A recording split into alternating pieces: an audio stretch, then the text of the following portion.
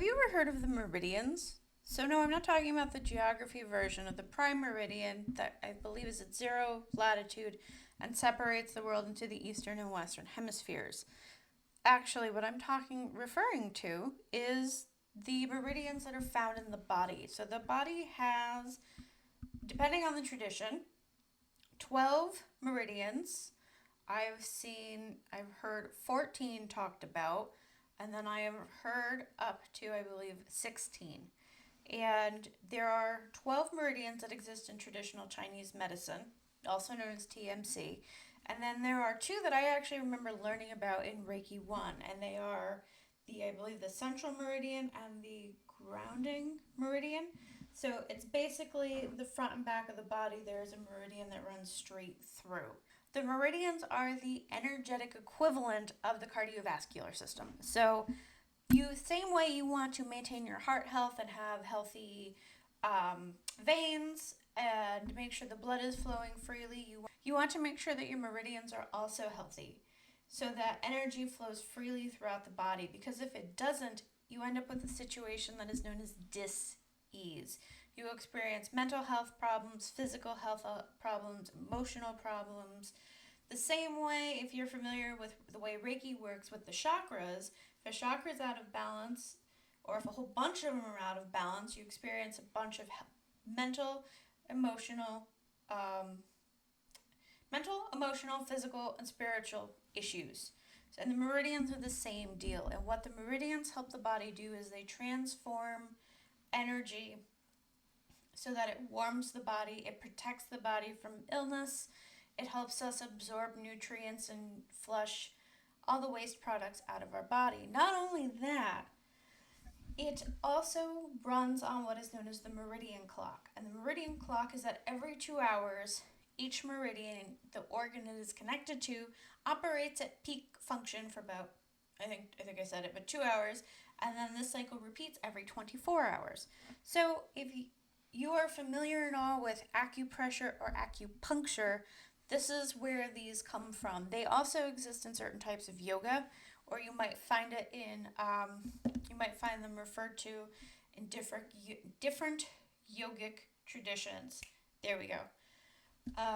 Because Reiki traditionally deals with the chakras, and it's usually referred to as a chakra-based healing modality. Wouldn't it be nice, though, if we could combine the two for a more overall, holistic, full-pictured diagnosis process, or even confirmation to someone about their health issues, so that maybe they know what is and isn't working for them.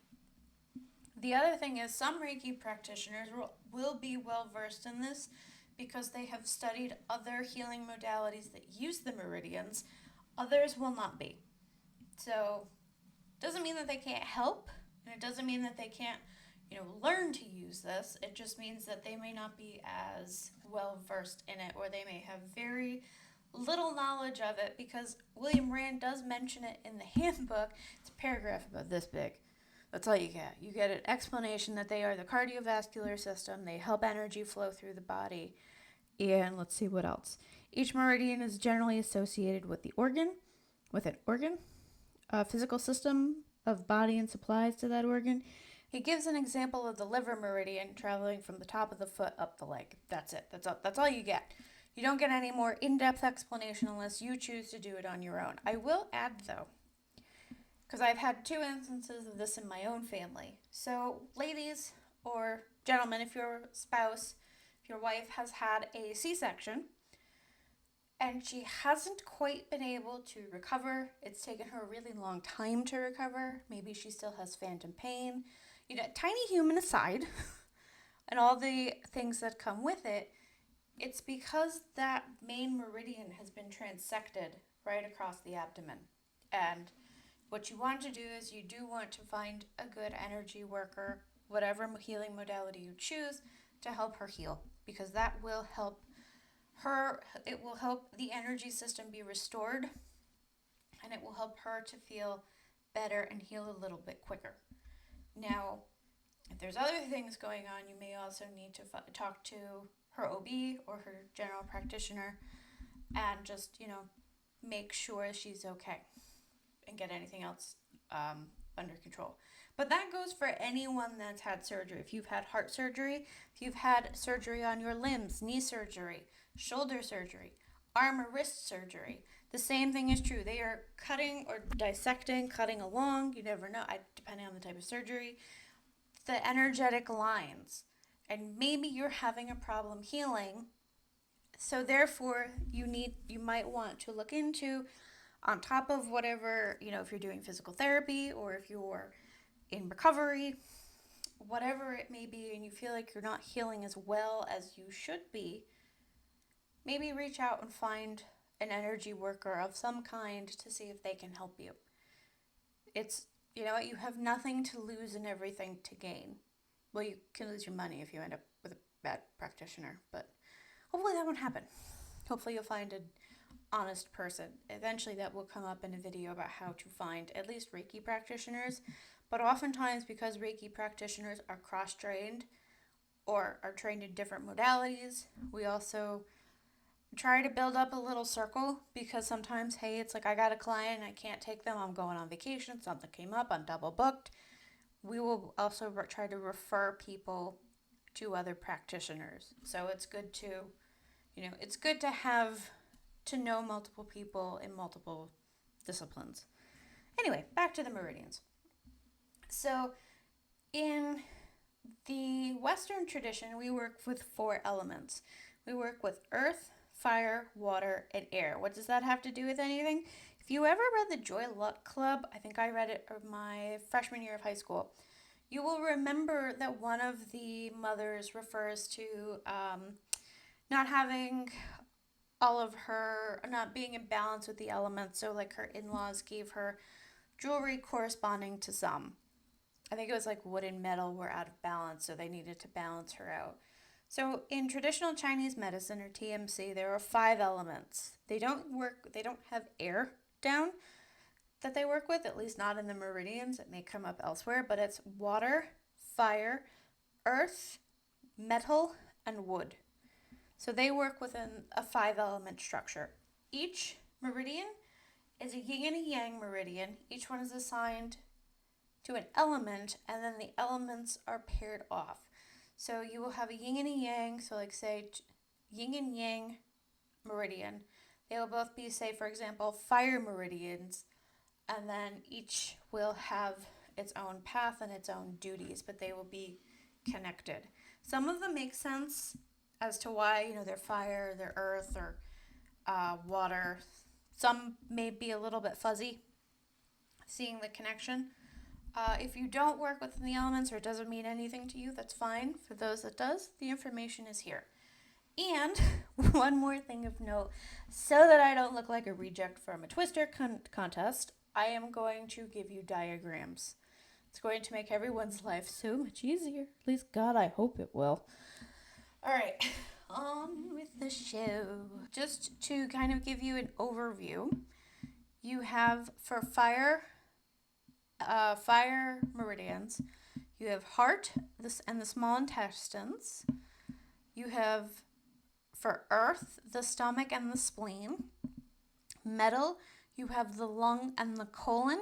Water, you have kidney and bladder. And wood, you have liver and gallbladder. The lung meridian is a yin meridian. It is a metal meridian, and it governs the respiratory system, the skin, and it is also associated with grief.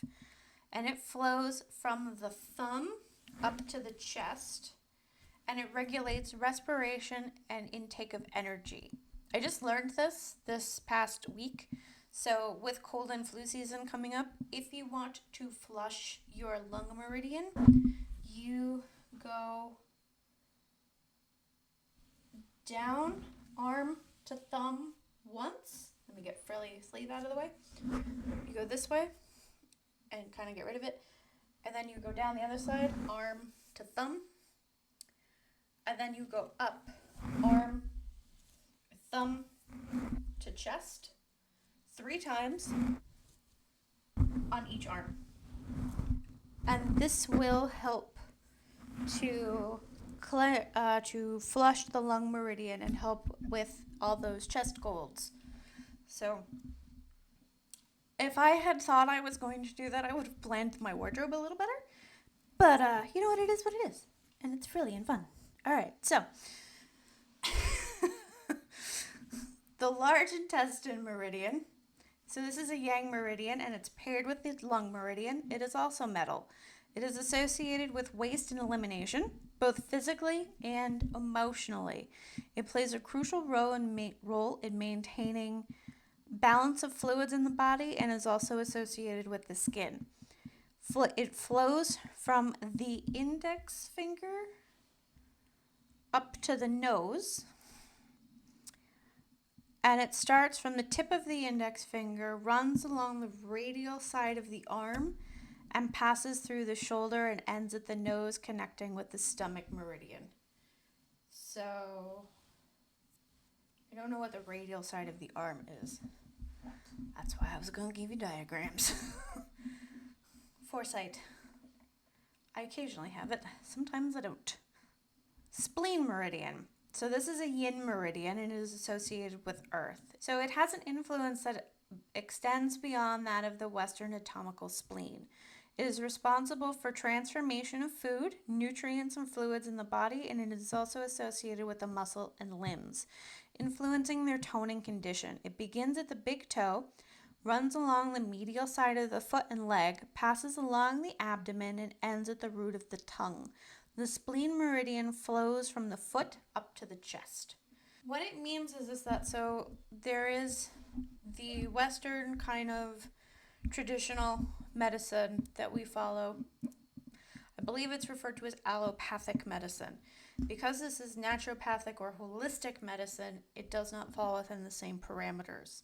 So some of these explanations fall outside of that kind of allopathic medicine, which is why sometimes for the best results you have to marry the two. The stomach meridian is a yang meridian and is paired with the spleen meridian. It is based in earth. It is integral to the digestive process, transforming food into energy and nutrients. It impacts mental and emotional well-being, particularly influencing overthinking. Digests and extracts energy from food and distributes the energy throughout the spleen and the intestines. Beginning at the lower eyelid, it descends down the face, neck, and chest and abdomen, terminating at the second toe. So it flows down from the face to the second toe. The heart meridian is yin, and it is connected to fire. It is responsible for governing the blood and housing the mind, as well as the blood flow to the organs. It includes consciousness, emotions, and mental activities. Heart meridian passes through the diaphragm to connect with the small intestine and then runs along the inner side of the arm, ending at the tip of the little finger. The chi in the heart meridian flows from the chest down to the little finger. The small intestine meridian, which is also fire, is yang, and it is paired with the heart. And it is responsible for receiving partially digested food from the stomach and further digesting it, separating the pure from the impure. It distributes pure nutrients throughout the body, gets rid of waste. Starts at the little finger, runs along the ulnar side of the arm, passes over the shoulder blades, and ends in front of the ear, connecting with the bladder meridian. The small intestine meridian flows from the little finger up to the face. I got these from two different articles, so one went very in depth as to how they run. One gives a kind of more generalized, just so you know, it's like, okay, it runs from here to here.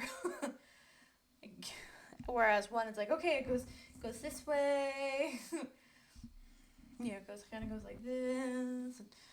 So that's why you're getting one very descriptive and one just very general. The kidney meridian is water, and it is a yin meridian, and it is considered the root of life and stores the body's essential energy.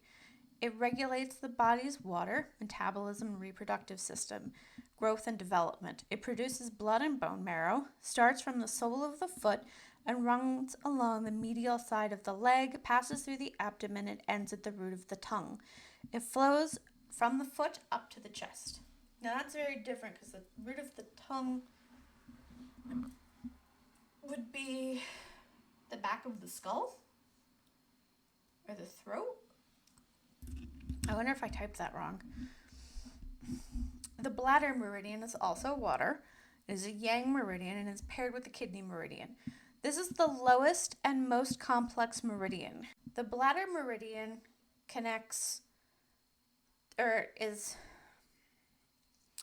So the Bladder Meridian affects the urinary bladder. It is also connected to and affects the entire surface from the back to the back of the head and neck. And it influences the function of the urinary bladder, controls the sieve key, and plays a significant role in the balance of the autonomic nervous system. It removes liquid waste from the body.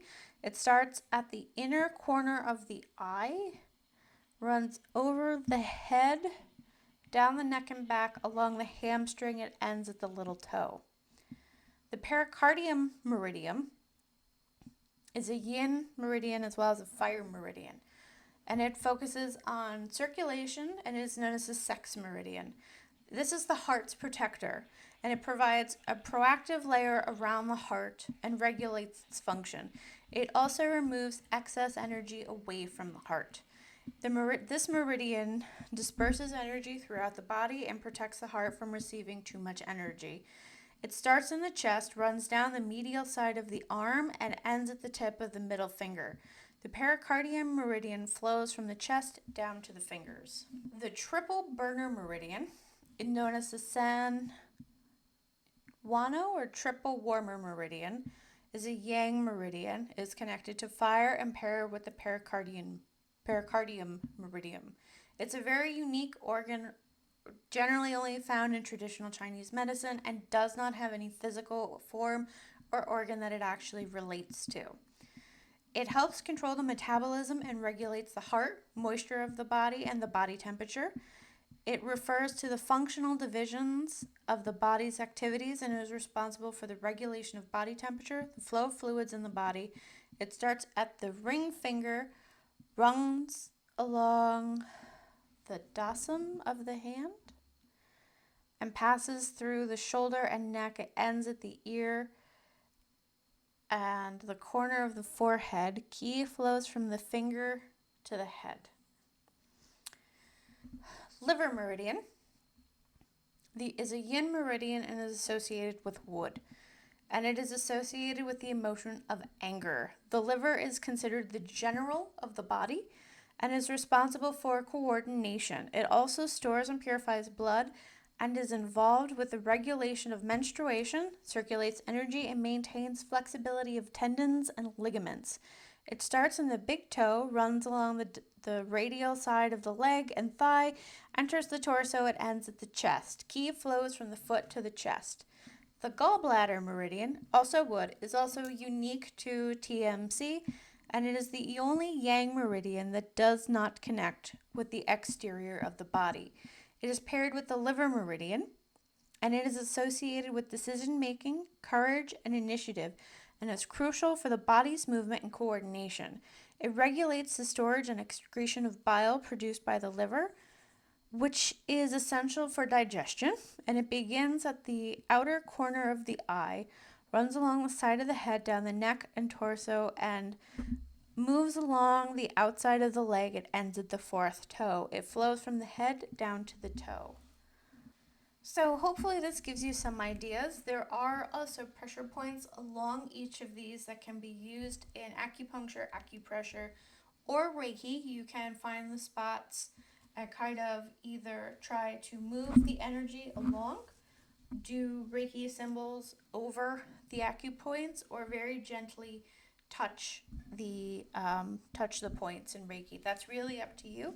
You can totally look into this on your own. So there's a few things ruminating here at the hut, so we'll see what happens, but I think in time I will eventually build upon this. I have some resources and people that I can talk to and kind of figure things out and get you more information. There will also be links in the description for the articles used. In case my note taking was a little off, and I think it might have been. So this video kind of gives you an overview of what the meridians are and how they work within your body, and what you can potentially do to make sure that they are okay. You can, clear them on your own, you can try, or you can seek out the help of an acupuncturist or someone that knows acupressure if you think you need a little bit more, little extra help, or maybe a little more professional help if you're not quite sure. And this is something that we will be building upon in the future here at the Healer's Hut.